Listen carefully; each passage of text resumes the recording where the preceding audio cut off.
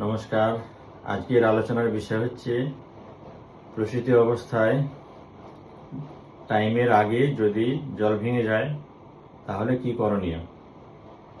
3টে স্টেপ আছে এই ক্ষেত্রে। প্রথম কথা যেটা বলার, জল একবার ভাঙা শুরু হয়ে গেলে আর বন্ধ হয় না, এটা মাথায় রাখতে হবে।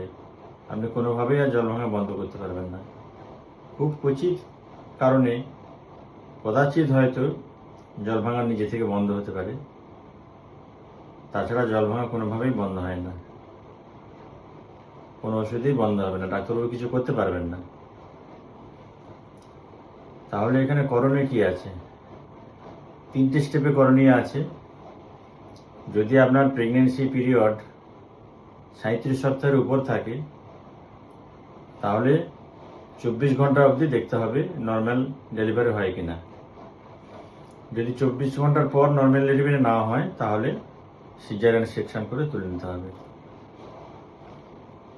যদি 34 সপ্তাহের নিচে থাকে বাচ্চা, তাহলে আপনাকে 34 সপ্তাহ অবধি অপেক্ষা করতে হবে।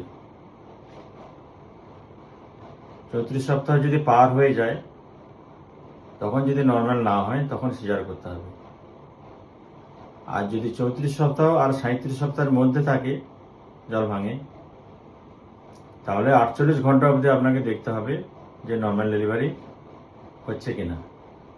যদি 48 ঘন্টা পরেও নর্মাল ডেলিভারি না হয় তাহলে সিজার করেই বাচ্চা তুলে নিতে হবে। নমস্কার।